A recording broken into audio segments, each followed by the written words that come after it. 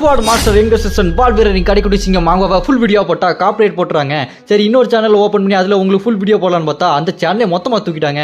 சரி இதுலேயே காப்பரேட் பெறாப்பெல்லாம் இன்னும் முடியல. அது வரைக்கும் உங்களை வெயிட் பண்ண வைக்கக்கூடாது. அதனால உங்களுக்கு ஷார்ட் அண்ட் ஸ்வீட்டாக ஷார்ட்ஸில் போகிறாங்க. இதுக்கப்புறம் தொடர்ந்து ஸ்வாட் மாஸ்டர் எங்க சீசன் ஷார்ட்ஸில் டெய்லி ஒவ்வொரு எபிசோட் உங்களுக்காக வந்துட்டே இருக்கும். சரி வாங்க நம்ம கடைசியாக என்ன பார்த்தோம் அப்படின்றத உங்களுக்கு சின்னதாக ரீவைண்ட் பண்ணிக்கலாம். நம்ம ஹீரோ ஜின் அடுத்த கடத்துக்கு போகணும் அப்படின்றதுக்காக முறைக்க நம்ம ஹீரோ கிட்ட தம்பி உனக்கு அந்த சேடோ ஸ்வாட் பவர் வேணும். அதுக்காக நம்ம சேடோ கார்டு ஆஸ்பானோட சீடர்கள்லாம் ஒரு இடத்துல மறைஞ்சு வாழ்வாங்க.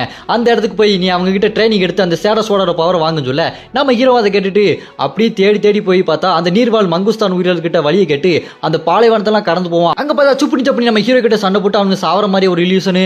அப்ப நம்ம ஹீரோக்கு இதுக்கு முன்னாடி வாழ்ந்த வாழ்க்கையில மேஜிக் சொல்லி கொடுத்த டீச்சர் அவங்க நம்ம ஹீரோ கூட சண்டை போட்டு சாவர மாதிரி இந்த மாதிரி நிறைய இல்யூஷன் எல்லாத்தையுமே கடந்து போய் அங்க பார்த்தா அங்க ட்ரைனிங் பயங்கரமா போகும். நம்ம ஹீரோ ரொம்ப கஷ்டப்பட்டு ட்ரைனிங் எடுத்துட்டே இருப்பான்.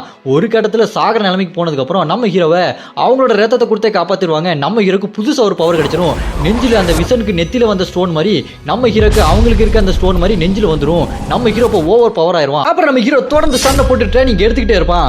அடுத்து ரொம்ப நாள் ஆனதுக்கு அப்புறம் ராஜமாதா கிட்ட நான் இங்க இருந்து கிளம்புறேங்க அப்படின்னு சொல்ல ராஜமாதா நீ எதுக்கு ஒரு மாதிரி இருக்கேன்னு கேட்க நம்ம ஹீரோவோ நான் என்னதான் ட்ரைனிங் எடுத்தாலும் உங்களுக்கு பவர் ஆன மாதிரியே தெரியலன்னு சொல்ல அப்புறமா ராஜமாதா அப்படின்னா நீ என் கூட சண்டை போட்டு ட்ரைனிங் எடுத்து அப்புறம் இங்க இருந்து போன்னு சொல்ல ரெண்டு பேரும் பயங்கரமா சண்டை போட்டுட்டே இருப்பாங்க. நம்ம ஹீரோவால தொடக்கூட முடியாது. நம்ம ஹீரோ செத்து திரும்ப வந்து அட்டாக் பண்ண ட்ரை பண்ணிட்டே இருப்பான். கடைசியா ஒரே ஒரு தடவை அட்டாக் பண்ணதுக்கு போயிடுவான். அதை பார்த்து ராஜமாதாவோ நீ இந்த அளவுக்கு பவர்ஃபுல்லா இருக்கிற, ஏன் இந்த மாதிரி ரொம்ப ஒன்னே நீ குறைச்சிக்கிற, நீ இப்படி இருக்காத, நீ எங்கல்ல ஒருத்த, நீ ரொம்ப பவர்ஃபுல் அப்படின்னு சொல்லிட்டு அவங்க கையில இருக்க அந்த ஃபீனிக்ஸ் தண்டர் ஸ்வார்டை நம்ம ஹீரோ கையில கொடுக்க நம்ம ஹீரோ அதை வாங்கிட்டு கிளம்பிடுவான்.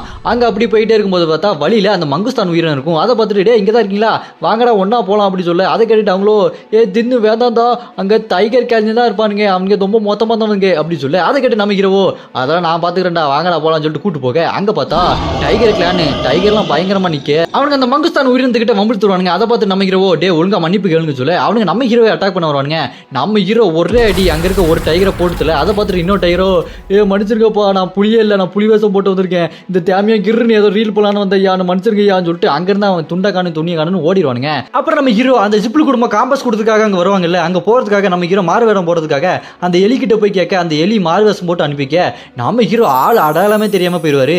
அப்புறம் என்ன வை ராஜா வைன்னு சொல்லிட்டு நம்ம ஹீரோ கெத்தா வேற ஒரு கெட்டப்ல போக அதோட இந்த எபிசோட் முடியும். யாருக்கெல்லாம் அடுத்த எபிசோட் வேணும் அப்படின்னு நினைக்கிறீங்களோ கமெண்ட்ல ராய்ஸ் அப்படின்னு கமெண்ட் பண்ணுங்க. தொடர்ந்து இந்த மாதிரி உங்களுக்கு ஷார்ட்ஸ்ல வந்துகிட்டே இருக்கும்.